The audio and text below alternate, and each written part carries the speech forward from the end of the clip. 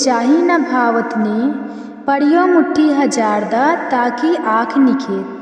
अर्थात जिनको राधा और कृष्ण का प्रेम अच्छा नहीं लगता, उनकी आँखों में 100,000 मुट्ठी धूल पड़ जाए। भाव ये कि जो राधा कृष्ण के प्रेम को बुरा समझते हैं, उन्हें लाख बार धिक्कार है। हरे कृष्णा। जय श्री राधे। आप सभी पर श्री राधा कृष्ण की कृपा सदैव बनी रहे। आज आप सुनेंगे कार्तिक मास महात्म की आगे की कथा। इससे पहले सुनिए भगवान श्री कृष्ण की भक्ति की एक बहुत ही सुंदर कहानी। आशा करती हूँ कि आपको महात्म से पहले सुनाई जा रही ये कहानियाँ अच्छी लगती होगी। अगर आपको अच्छी लगती है तो वीडियो को भी आप लाइक ज़रूर किया करें। एक बार एक संत थे और वह भगवान कृष्ण के परम भक्त थे। भगवान की मानसिक पूजा किया करते थे। उन्होंने भगवान कृष्ण के साथ पिता और पुत्र जैसा संबंध बनाया हुआ था। वह इस प्रकार ऐसा विचार करके कान्हा जी की पूजा करते थे कि कान्हा जी मेरे बालक हैं और मैं उनका पिता हूँ। जैसे कि मैंने आपको एक बार बताया था कि हम कान्हा जी की पूजा तो करते हैं, लेकिन मन में हमारे कुछ भाव जरूर होते हैं। कान्हा जी है ही ऐसे कि हर कोई उनके साथ अपना अलग ही संबंध रखना चाहता है। कोई उन्हें अपने बेटे के रूप में, कोई उन्हें अपने पिता के रूप में, कोई सखा के रूप में, कोई पति के रूप में, तो कोई उन्हें भगवान के रूप में, और छोटे छोटे बच्चे तो उन्हें अपने बेस्ट फ्रेंड के रूप में भी उनकी पूजा करते हैं। तो ऐसे ही संत जी ने कान्हा जी से अपना जो संबंध बनाया था वह एक पिता और पुत्र के समान था। वह हर रोज कान्हा जी को उठाते, भोजन कराते, गोद में खिलाते और अपना पूरा वात्सल्य, पूरा स्नेह भगवान पर उड़ेल देते। कभी कहते, अरे कान्हा मेरी दाढ़ी छोड़ो, क्यों नोच रहे हो? और मन ही मन इस प्रकार से विचार करते कि कान्हा उनका दाढ़ी नोच रहा है और वह कान्हा को पकड़ने के लिए उसके पीछे पीछे भागते। हर समय उनके मन में सिर्फ कान्हा ही कान्हा बसे रहते। खाते पीते, सोते, उठते, बैठते वह हर समय कान्हा से ही बात किया करते। उनका तो जैसे एक एक क्षण, उनकी एक एक सांस सिर्फ कान्हा जी को ही समर्पित थी। कान्हा जी की भक्ति में पूरे संसार को संत महाराज भूल गए। हर समय बस कृष्ण की भक्ति में ही रमे रहते। एक बार संत जी अपने शिष्यों से कहने लगे कि मैं कभी भी गंगा स्नान करने नहीं गए। तो शिष्य कहते, गुरुजी आप काशी में चले जाओ। काशी नगरी में कहते हैं कि जो भी अपने अंतिम समय में जाकर वास करता है या जिनकी मृत्यु काशी में जाकर होती है, उनका उद्धार हो जाता है। उन्हें सीधे वैकुंठ लोक की प्राप्ति हो जाती है। जिनका अंतिम संस्कार काशी में किया जाए, जिनका पिंडदान काशी में किया जाए, उन्हें बार बार इस भाव सागर के बंधन में नहीं बंधना पड़ता। उन्हें बार बार जीवन मरण के चक्कर में नहीं बंधना पड़ता। उनकी मुक्ति हो जाती है। तो जब शिष्यों ने कहा कि गुरुजी आप काशी में चले जाओ, तो संत जी महाराज, जो कि अपने कान्हा के प्रेम में, उनके वात्सल्य में इतना रमे हुए थे कि उन्हें लगता था कि मानो कान्हा जी कह रहे हो कि पिताजी अभी तो मैं बहुत छोटा हूँ, बाबा मुझे छोड़कर इतनी दूर काशी में मत जाओ। अब भला इतने छोटे बालक को घर पर अकेला छोड़कर कोई पिता इतनी दूर काशी में स्नान करने के लिए कैसे जा सकते हैं? बस यही सब कुछ संत महाराज के साथ भी होता था। बार बार वह निश्चय करते, लेकिन उन्हें कान्हा जी उन्हें रोक लिया करते, जबकि कान्हा जी तो उनको दिखाई भी नहीं देते थे। कोई उनके कान्हा जी को देख नहीं सकता था, लेकिन उनके मन का भाव इस प्रकार था कि मानो रोज एक बालक के रूप में कान्हा जी बस उन्हीं के आसपास रहते थे, उन्हीं से बातें करते थे। अब धीरे धीरे समय बीता तो संत जी और वृद्ध हो गए, कमजोर हो गए, लेकिन उनका नटखट कन्हैया वही सिर्फ 7-8 साल का बालक ही रहा। संत जी की तो आयु बढ़ती गई, लेकिन कान्हा जी को उन्होंने बड़ा नहीं होने दिया। बस वह छोटे बालक की तरह उनसे प्रेम करते रहे, अपना वात्सल्य उन पर लुटाते रहे।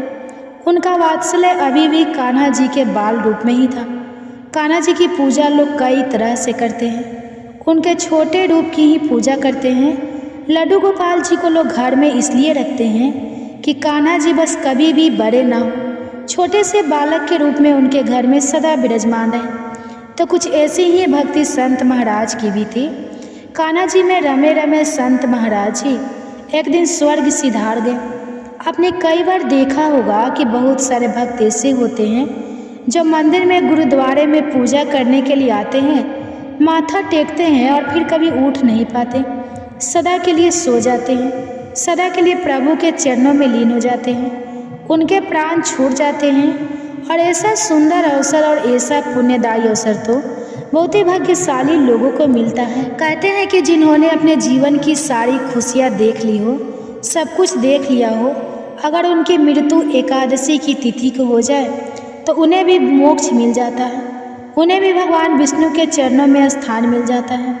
तो जब संत जी महाराज अपनी आयु पूरी करके स्वर्ग सिधार गए तो उन्हें शिष्य जब उन्हें शमशान ले जाने की तैयारी करने लगे तो इतने में ही एक 7-8 साल का सुंदर बालक गंगा जल का घड़ा लेकर वहां आया और कहने लगा कि मैं इन संत महाराज का मानस पुत्र हूँ और इनका अंतिम संस्कार तो मैं ही करूँगा। अब हमारे हिंदू धर्म में तो यह मान्यता है कि अगर किसी की मृत्यु हो जाए तो उनका यदि कोई पुत्र है तो पुत्र को ही अंतिम संस्कार करना चाहिए, अगर पुत्र ना हो तो पुत्री भी अपने माता पिता का अंतिम संस्कार कर सकती है। तो जब वह बालक कहने लगा कि मैं इनका मानस पुत्र हूँ, इनका अंतिम संस्कार तो मैं ही करूँगा और मेरे बाबा की बहुत इच्छा थी कि मैं काशी जाकर गंगा स्नान करूँ, लेकिन वह कभी जा नहीं पाए, लेकिन अब मैं उनकी इस इच्छा को अवश्य ही पूर्ण करूँगा, इसलिए तो मैं साथ में गंगा जल का यह घड़ा लेकर आया हूँ। बालक ने कहते ही संत महाराज के पार्थिव शरीर को गंगा जल से स्नान कराया, संत जी के माथे पर तिलक लगाकर उनका अंतिम संस्कार किया। उस बालक में एक अद्भुत चमत्कार सा था, एक कशिश थी, एक दिव्य तेज था कि वह नन्हा सा बालक खुद ही सारे काम कर रहा था, लेकिन कोई भी वहाँ उपस्थित भीड़, यहाँ तक कि संत महाराज के शिष्य भी कोई कुछ बोल नहीं सके, किसी ने कुछ पूछा ही नहीं। अंतिम संस्कार विधिवत हो गया। इधर संत महाराज का अंतिम संस्कार हुआ और उधर वह बालक जाने कहाँ अंतर ध्यान हो गया। उस बालक का जाने के पश्चात जब लोगों को कुछ सीधी आई तब लोगों ने मन में एक विचार आया कि संत जी तो बाल ब्रह्मचारी थे, उनका तो कोई पुत्र था ही नहीं और वह तो केवल भगवान कृष्ण को ही अपना मानस पुत्र मानते थे, इसलिए कहीं ऐसा तो नहीं कि भगवान श्री कृष्ण ही स्वयं संत जी के पुत्र के रूप में आए थे। और तब सबने यह विश्वास कर लिया कि हो ना हो कान्हा जी ही संत महाराज के मानस पुत्र बनकर ही यहाँ पर उनका अंतिम संस्कार करने के लिए उपस्थित हुए थे। कहते हैं कि अगर भक्ति सच्ची हो तो कान्हा जी किसी न किसी रूप में आकर अपने भक्तों की अवश्य ही पूर्ण कर लेते हैं। तो इससे पहले के अध्याय में आपने जाना था कि किसी भी मंदिर में ध्वजारोहण करने से किस पुण्य की प्राप्ति होती है। जाने अनजाने में किया गया ध्वजारोहण किसी पुण्य की प्राप्ति करा सकता है, और अगर श्रद्धापूर्वक ध्वजारोहण किया जाए यानी कि मंदिर में झंडी बांधी जाए तो उसे क्या पुण्य मिलता है।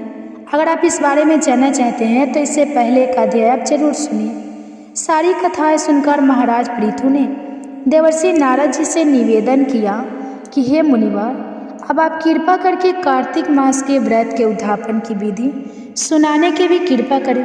तब देवर्षि नारद बोले, नारायण नारायण, हे राजन, कार्तिक शुक्ल चतुर्दशी को कार्तिक मास के व्रत की संपूर्णता के लिए उद्यापन करना चाहिए। पूरे घर में गाय की गोबर का चौका लगाकर तुलसी के ऊपर मंडप बनाएं, द्वारों पर मिट्टी के 4 द्वारपाल स्थापित करें जिनका नाम पुण्य, सल, सुजील, जय और विजय रखें। फिर तुलसी के पास में ही सर्वत्र भद्र चक्र बनाकर उसके पास में ही 5 रत्न युक्त कलश स्थापित करें। सर्वतोभद्र चक्र बनाने से सभी 33 कोटि देवी देवताओं की पूजा हो जाती है। श्री लक्ष्मी नारायण की सोने की अथवा मिट्टी की मूर्ति बीच में रखकर फिर 9 ग्रह उपग्रह, 10 दिग्पाल और 5 लोकपाल आदि स्थापित करें। फिर सरस्वती वाचक करके गणेश जी और विष्णु आदि देवताओं का 600 उपचार पूजन करना चाहिए। फिर भगवान को पीले रंग की सुंदर रेशमी पोशाक पहनावे और सैया का दान करें। फिर ब्राह्मणों को भोजन कराए और गौ माता की पूजा करके यदि संभव हो तो गौ दान करें। फिर एक ब्राह्मण को उनकी पत्नी के साथ घर पर आमंत्रित करके उन्हें शुद्ध सात्विक भोजन कराएं और फिर उन दोनों को वस्त्र, आभूषण, पात्र और दक्षिणा आदि देकर अपनी सामर्थ्य के अनुसार दान दक्षिणा देकर उन्हें संतुष्ट करें। और फिर उन्हें प्रणाम करके उनका आशीर्वाद प्राप्त करें। यह सब कार्य श्रद्धापूर्वक करने से व्रत का पूर्ण फल प्राप्त होता है और अंत में विष्णु लोक की प्राप्ति होती है। जो भी व्यक्ति कार्तिक के इस व्रत को कहता, सुनता अथवा देखता है, उसे भी इस व्रत का चौथाई फल की प्राप्ति होती है। इस प्रकार उद्यापन का पूर्ण विधि विधान बतला के पश्चाताप श्री सूत जी महाराज बोले कि हे ऋषियों, अगर किसी में उद्यापन की सामर्थ्य ना हो तो कुछ ब्राह्मणों को भोजन करा दें। ब्राह्मण ना मिले तो गाय, पीपल या फिर वट वृक्ष का ही पूजन कर ले, क्योंकि पीपल का वृक्ष विष्णु भगवान का और वट वृक्ष शिव जी का स्वरूप माना जाता है। इसी प्रकार पलाश ब्रह्मा जी का रूप माना जाता है। ये सुनकर ऋषियों ने पूछा, हे सूत जी, ब्रह्मा, विष्णु और शिव जी वृक्ष भाव को किस प्रकार प्राप्त हुए, यह भी बताने की कृपा करें। तब श्री सूत जी कहने लगे, हे ऋषियों, किसी समय शिव पार्वती एकांत में विराजमान थे कि उस समय देवताओं द्वारा भेजे गए अग्निदेव द्वारा उनके एकांतवास में विघ्न उपस्थित हुआ। इस पर पार्वती जी ने क्रोधित होकर देवताओं को श्राप दे दिया कि तुम सभी वृक्ष रूप हो जाओ। तब विष्णु जी गाया जी में जाकर पीपल और शिव जी काशी में अक्षय वट और ब्रह्मा जी पलाश रूप हो गए। बस तभी से पीपल और वट वृक्ष का पूजन होता है।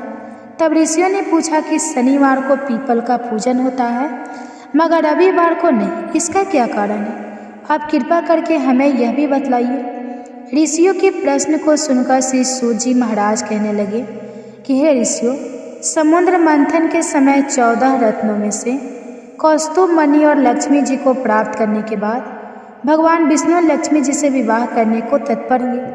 तब लक्ष्मी जी ने भगवान से कहा कि प्रभु, मेरी बड़ी बहन दरिद्र अभी अविवाहित है, पहले उनका ही विवाह होना चाहिए।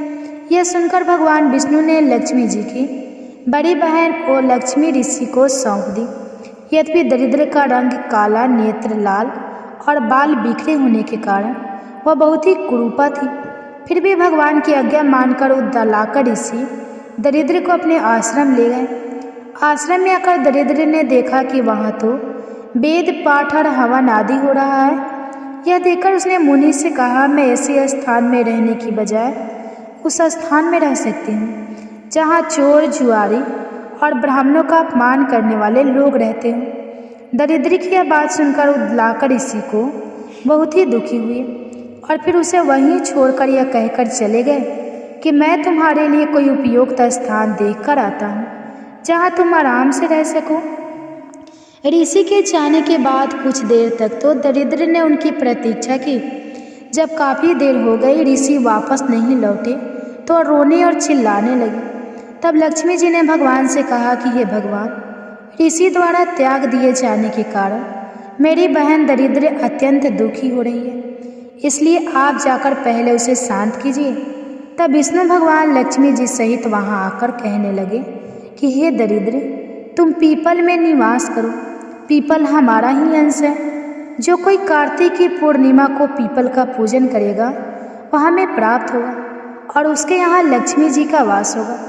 जो शनिवार को सूत लपेटकर तुम्हारा पूजन करेगा उसके सभी मनोरथ सिद्ध हो जाएंगे, परंतु रविवार को जो भी तुम्हारा स्पर्श करेगा वह दरिद्री हो जाएगा। ऐसा कहकर भगवान लक्ष्मी जी सहित अंतर ध्यान हो गए। श्री सूत जी कहते हैं कि इसलिए रविवार के दिन पीपल के वृक्ष को स्पर्श नहीं करना चाहिए। सूत जी ने कहा कि जो भी इस कथा को पढ़ता है अथवा सुनता है उसे बद्रिका आश्रम यात्रा का पुण्य फल प्राप्त होता है। ऐसा कहकर श्री सूत जी महाराज कुछ क्षणों के लिए मौन हो गए। हरे कृष्णा। आज के अध्याय में बस इतना ही। अब सुनिए श्री तुलसी चालीसा पाठ और तुलसी माता की आरती। एक समय की बात है, एक इल्ली और घून रहा करते थे। दोनों में अच्छी दोस्ती थी, जहाँ भी जाते साथ साथ जाती। तो एक बार कार्तिक का महीना आया। राजा की बेटी कार्तिक स्नान के लिए जा रही थी तो इल्ली कहने लगी कि आओ घून, हम भी कार्तिक स्नान करते हैं। राजा की बेटी जाती है तो हम भी चले जाएंगे, क्या पता हमें भी पुण्य फलों की प्राप्ति हो।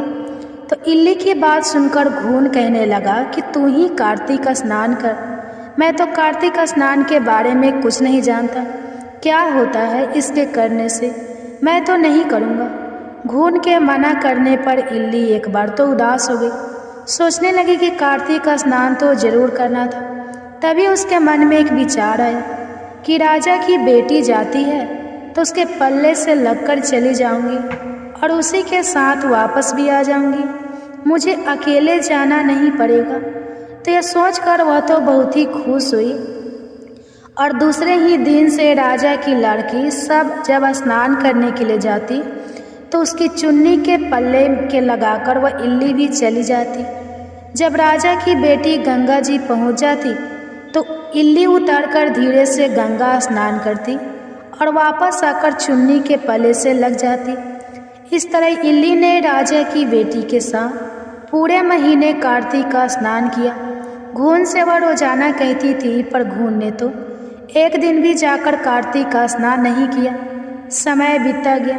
आयु पूरी होने पर दोनों मृत्यु को प्राप्त हो गए। इल्ली अपने दूसरे जन्म में कार्तिक स्नान के पुण्य प्रताप से राजा के घर में उसने जन्म लिया और घून राजा के घर का गधा बन गया। अब राजा की बेटी खूब लाड़ प्यार के साथ पलने और बढ़ने लगी। समय के साथ वह बड़ी हुई तो राजा ने अपनी बेटी का विवाह किया। खूब सारा दान दहेज देकर अपनी बेटी को विदा किया। अब बेटी ससुराल जाने लगी तो उसने अपनी पालकी रुकवाई और राजा से कहा कि पिताजी, मुझे तो यह गधा चाहिए। तो अपनी बेटी के मुंह से इस तरह की बात सुनकर राजा को बड़ी ही हैरानी हुई।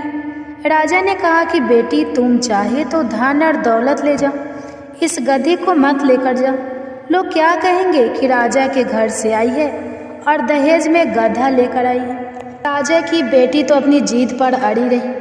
उसने कहा कि पिताजी, मुझे और कोई दान दहेज नहीं चाहिए, मुझे तो बस यह गधा दे दो, सब कुछ मिल जाएगा। राजा को आखिर अपनी बेटी के आगे झुकना ही पड़ा और उस गधे को रथ के बंधवा दिया। अब गधा तो रथ के साथ साथ तेज तेज दौड़ने लगा और इस तरह राजा की बेटी अपने ससुराल पहुंच गई। वहां पर खूब लोग इकट्ठा हुए थे, देखने आए थे कि राजा के बेटे को बहू कैसी है। पर जब लोगों ने रथ के गधा बंधा हुआ देखा तो सभी लोगों को बड़ा ही आश्चर्य हुआ और वे सब कहने लगे कि देखो, राजा के घर से आई है और गधे को लेकर आई है। पर वह कुछ नहीं बोली। राजा और उसके बेटे को भी बड़ी हैरानी हो रही थी कि बहू गधे को लेकर क्यों आई है। फिर रथ से खोलकर गधे को महल के नीचे बंधवा दिया।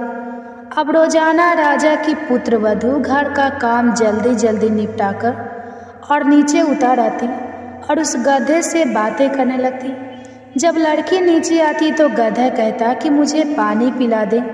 तो वह लड़की कहती, मैंने तुम्हें पहले ही कहा था कि कार्तिक का स्नान कर ले, पर तूने तो मेरा कहना नहीं माना। तू तो बोलता था कि मैं कार्तिक का स्नान नहीं करूँगा, ना ही मैं व्रत करूँगा। मैं तो बाजरा खाऊंगा और ठंडा ठंडा पानी पीऊँगा।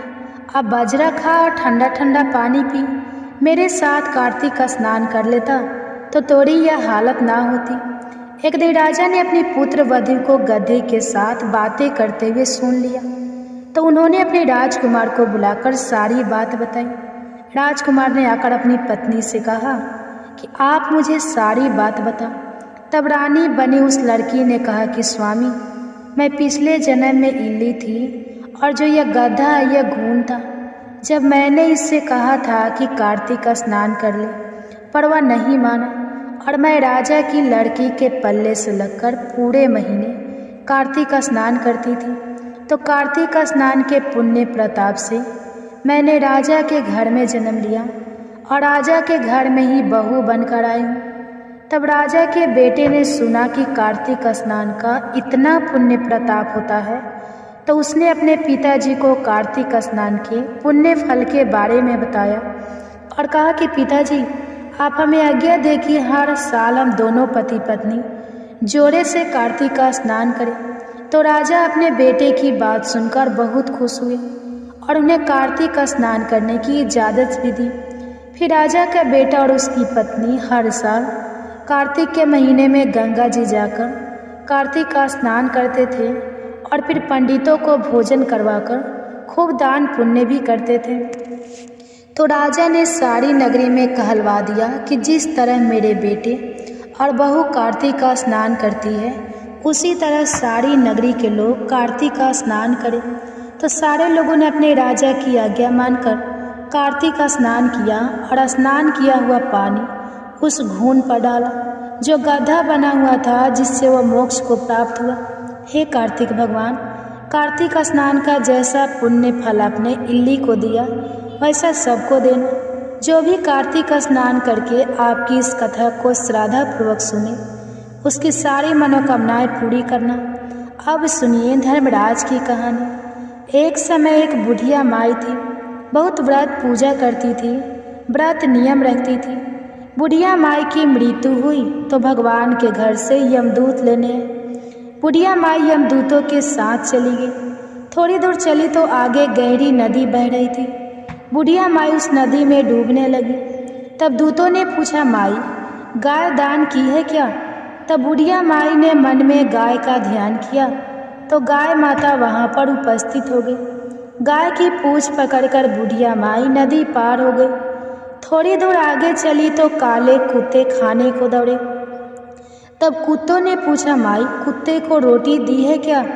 तब बुढ़िया माई ने कुत्ते का ध्यान किया तो कुत्ते वहाँ से चले गए। थोड़ी दूर आगे चली तो काले कौवे बुढ़िया माई को चोंच मारने लगे। तब दूत बोले कि ब्राह्मण की बेटी को सिर में तेल लगाने को दिया है क्या? तो बुढ़िया माई ने ब्राह्मण की बेटी को याद किया। तब कौवे ने चोंच मारना बंद कर दिया। अब आगे चली तो पैरों में कांटे चुभने लगे। तब दूतों ने कहा, हे माई तूने कभी चप्पल दान की है क्या?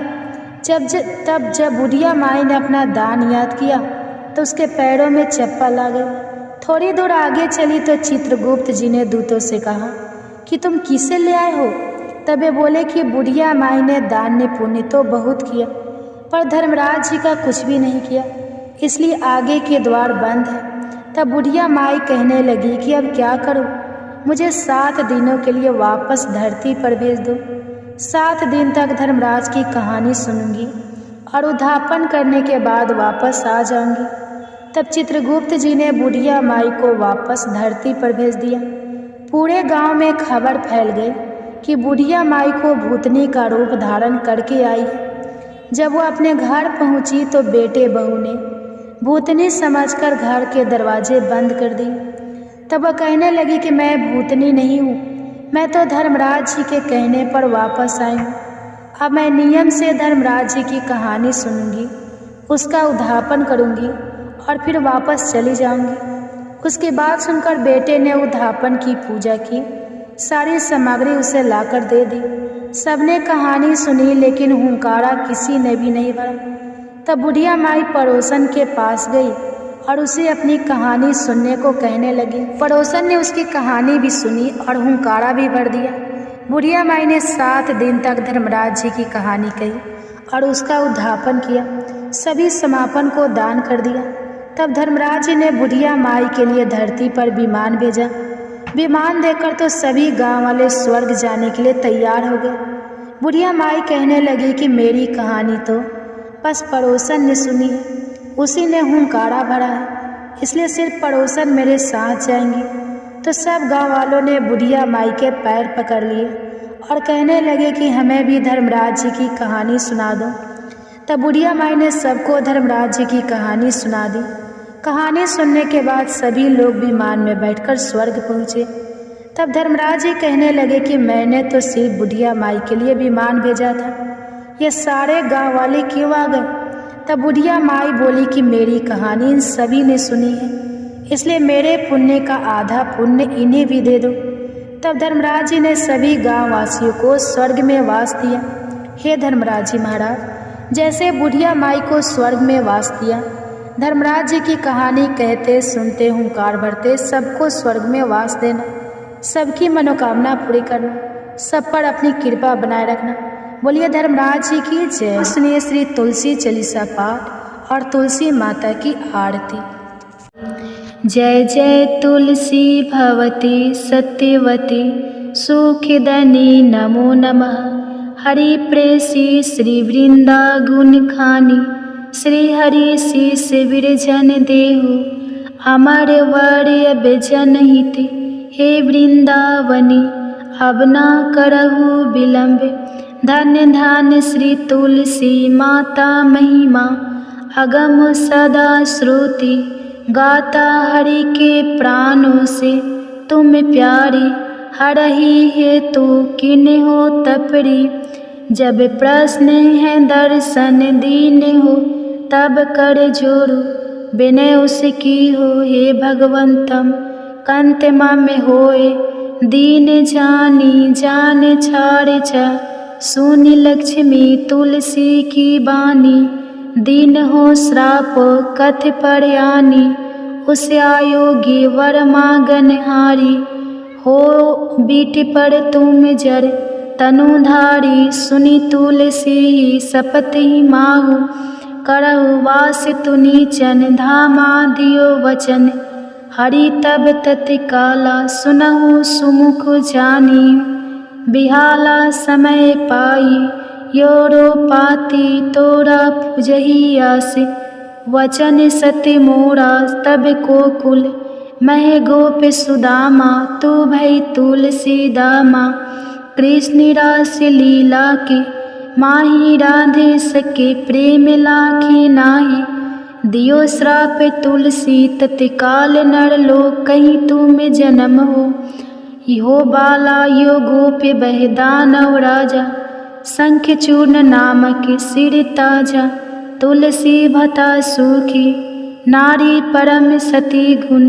रूप अगारे अस दवे कल्पवती, जब गए कल्प तृतीय जन्म तब भय हो वृंदा नाम भयो। तुलसी को असुर जलंधर, नाम पति को कर अति बंद अतुर बल। धामा किन्हा शंकर से संग्रामा, जब निज सने सहित शिव हारे। मरही ना तब कर हर की पुकारे, पतिव्रता वृंदा थी नारी को ना सके। पतहि संगहारी तब जलंधर ही भेष बनाई। वृंदा ढिग हरि पहुँचो जा, शिव हित लही करी कपट प्रसंगा। कियो सती त्वे धर्म तो ही भंगा, भयो जलंधर कर संगहारा सुनी। उर्सो के उपारा ही छन की दियो कपट, हरि तारी लखी वृंदा दुख गिरा। उचार जलंधर जस हते अभीता, सोई रावण दस हरहि सीता। आस प्रस्तर सम हृदय तुम्हारा धर्म खंडे, माम पति सहारा यही कारण। लही श्राप हमारा होए तनुपासन, तुम्हारा सुनी हरि तुरंत ही वजन। उचार दियो श्राप बीना, विचारो लखे नानी जी कर तू। तपति को लन हियो, जब पार्वती को जरमति। तू अस हो जर रूपा, जगमह तुलसी बिटपे अनूपा। धगवर रूपे हर शालिग्रामा, नंदी गंडक बिच लालामा। जो तुलसी दल हम ही चढ़ाई है, सब सुख भोग परम पद पाई है। बिन तुलसी हरि जलत शरीरा, अतिशय उठत शीस उड़े पीरा। जो तुलसी दल हरि सिर धारित, सहस्त्र घट अमृत डारित। तुलसी हरि मन रंजन, हारी रोग दोष दुख भंजन। हारी प्रेम सहित हरि भंजन, निरंतर तुलसी राधा में नाही। अंतर व्यंजन हो 56, हो प्रकार बीन तुलसी दल ना हरहि। प्यारा सकल तीर्थ तुलसी तर छाही लह दे। मुक्ति जन संशय नाही कवि सुंदर, एक हरि गुण गावत। तुलस ही निकट सहस गुने पावत, बसत निकट दुर्वासा। धामा जो प्रयास ते पूर्व ललामा पाठी करही। जो नित नर नारी होई, सुख भाषा ही त्रिपुरारी। तुलसी चालीसा पढ़ी, तुलसी तरु गिरिधारी। दीपदान करी पुत्र फल पावा, बंध नारी सकल दुख दरिद्र हरि। हारि परम प्रसन्न आसे, धन जन गही। कर बसहि पूर्णात्रयी। अभिमत फल जगत महिलाही पूर्ण सब काम कज दलहि। तुलसी तक सहज बसहि हरि राम तुलसी महिमा। नाम लखि तुलसी सुत सुखी राम मानस चालीसा। रचो जग मह तुलसीदास। प्रेम से बोली तुलसी महारानी की जय। जय तुलसी महारानी नमो नमः। हर की पटरानी नमो नमः। तुलसी महारानी नमो नमः। धन्य तुलसी पुरन तप कीनो। शालीग्राम बनी पटरानी नमो नमः। तुलसी महारानी नमो नमः। हर की पटरानी नमो नमः। जाके पत्र मंजरी कोमल श्रीपति कमल चरण लपेटानी नमो नमः। तुलसी महारानी नमो नमः। हरि की पटरानी नमो नमः। कौन महीने बोई रानी तुलसा कौन महीने हुई हरियाली नमो नमः। तुलसी महारानी नमो नमः। हर की पटरानी नमो नमः। कौन महीने हुई तेरा पूजा कौन महीने हुई पटरानी नमो नमः। तुलसा महारानी नमो नमः। आषाढ़ मास में बोई रानी तुलसा सावन महीने हुई हरियाली नमो नमः। तुलसी महारानी नमो नमः। हरि की पटरानी नमो नमः। कार्तिक मास में हुई तेरी पूजा मंगशीर मास हुई पटरानी नमो नमः। तुलसी महारानी नमो नमः। हर की पटरानी नमो नमः। धूप दीप नैवेद्य आरती पुष्पन की वर्षा बरसानी नमो नमः। तुलसी महारानी नमो नमः। हरि की पटरानी नमो नमः। 56 भोग 36 व्यंजन बिन तुलसी हरि एक न मानी नमो नमः। तुलसी महारानी नमो नमः। हरि की पटरानी नमो नमः। जो तुलसी को सवेरे गाए श्री कृष्ण के दर्शन पाए नमो नमः। तुलसी महारानी नमो नमः। हर की पटरानी नमो नमः। जो तुलसी को दोपहर गाए खीर खांड का भोग लगाए नमो नमः। तुलसी महारानी नमो नमः। हरि की पटरानी नमो नमः। जो तुलसी को सांझ को गाए श्री कृष्ण की आरती उतारे नमो नमः। तुलसी महारानी नमो नमः। हरि की पटरानी नमो नमः। जो तुलसी को रात को गाए श्री कृष्ण के चरण दबाए नमो नमः। तुलसी महारानी नमो नमः। हरि की पटरानी नमो नमः। सब सखी मैया तेरा यश गावे भक्ति दान दीजिए महारानी नमो नमः। तुलसी महारानी नमो नमः। हरि की पटरानी नमो नमः। तुलसी महारानी नमो नमः। हरि की पटरानी नमो नमः। तो उम्मीद है आज की यह वीडियो आपको पसंद आई होगी। अगर वीडियो पसंद आता है तो प्लीज़ वीडियो को लाइक कीजिए, चैनल को सब्सक्राइब कर दीजिए और साथ ही हो सके तो और भी फैमिली फ्रेंड के साथ शेयर कीजिए। आप सभी का कथा सुनने के लिए तहे दिल से धन्यवाद।